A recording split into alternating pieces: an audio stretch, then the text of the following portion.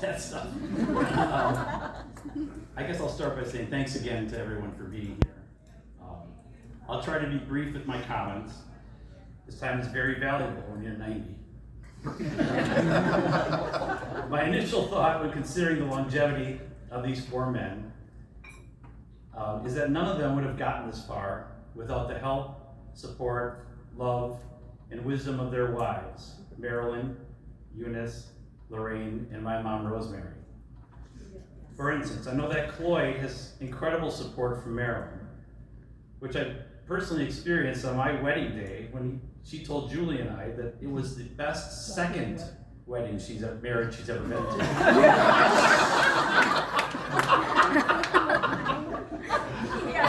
Also, who could forget the wisdom of my mother when she very literally pulled the plug on the comedian my dad hired for his 75th birthday. The work there, he was completely bombing, and I better move it along because I could be next. I'm sure these men would certainly agree that they would be lost without their wives telling them what to do. With that in mind, I think that most everyone here could also agree that we would get lost without the men we honor here today. In childhood, I knew these men as I grew up and took vacations up north to Schmitty's cottage, where Cloyd is quick to recount the story of me running away from a pursuing skunk, crying with a diaper falling down my knee. I also fondly remember spending time at the Kepke compound up north, where we would head to the local dump to search for black bears. In adulthood, I've had the pleasure and challenge of treating Cloyd and Jerry for their physical ailments. I have yet to get my hands on Don, and I usually just ignore my dad.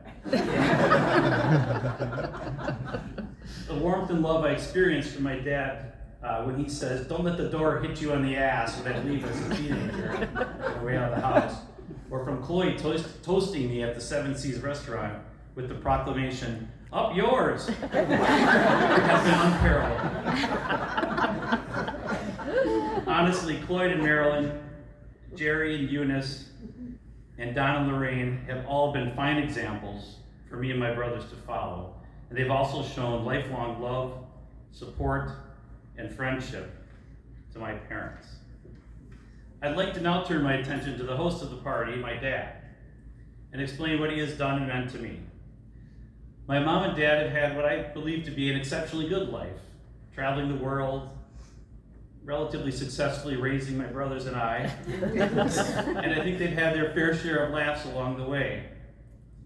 I remember all the good things, from the time my father drove me out for a med school interview in Ohio, to family vacations in the Caribbean, to the many lunches we now share on a weekly basis. Growing up in a stoic German household, there was never much public display of affection in my family. Hugs, kisses, and pats on the back were very rare at the Paschke house. In fact, kudos should go to my wife Julie for teaching me really to hug my parents. Since we've been together, she has always been the one who's quick to hug my parents when we get together for the holidays or whenever we're visiting, prompting this schmuck to do the same. While uncomfortable at first, her example is something I've learned to embrace. Still, when growing up at Paschke, we knew that we were loved, with gentle, caring advice when sought, unyielding support with all decisions, good or bad, and clear teaching of right from wrong. In my own way, I've tried to show my dad I love him. Here's a quick example. As you probably know, my dad isn't necessarily the tiniest person around, so you can imagine the state his car can get in of scuzziness and messiness. To help, I've taken to annually cleaning my dad's car for Father's Day. I wouldn't recommend it.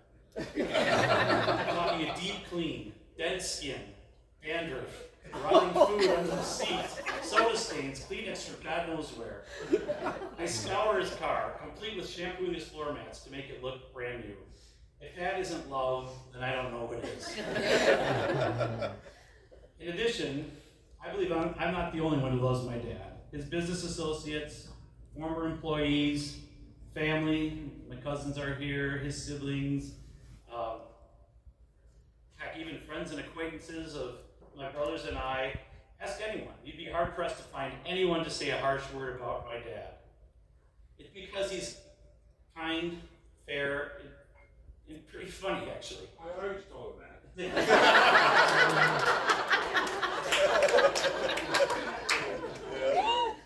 In closing, I wish to say that my father is one of the most generous people I know.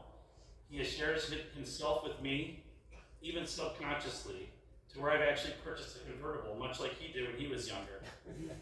Sure, he's amazingly generous and giving in the most usual ways, like buying lunch or getting someone a drink or donating to charity, but more importantly, he's generous of heart and gives much kindness and humor to all that he encounters. Ultimately, I guess most of all, is that I wish to say that I love my dad so much because he has shown me how to embrace life. To explain, in my favorite movie, The Shawshank Redemption, the two main characters, they're prisoners in a jail, they're discussing the issue of hope and whether it's a good thing or a bad thing.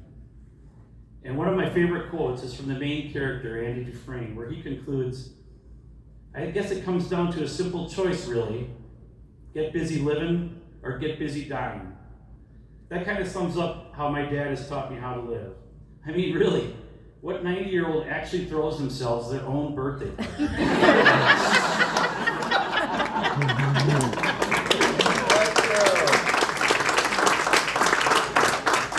I'll tell you who. A man who has always lived the mantra, get busy living. Thank you, Mom and Dad, for sharing your blueprint on how to be a good father, husband, professional, Christian, and man. Please raise your glass to Don, Jerry, Cloyd, and my dad, Bill. 4 guys making the world a better place in general and a better place specifically for my brothers and I. We love you. Cheers. Cheers. Okay, now that's over. We're almost ready to eat. But I'd like to introduce my daughter, Megan, my dad's first granddaughter. She's going to come up and sing something from the era by Frank Sinatra. And then we'll sing happy birthday, and then we can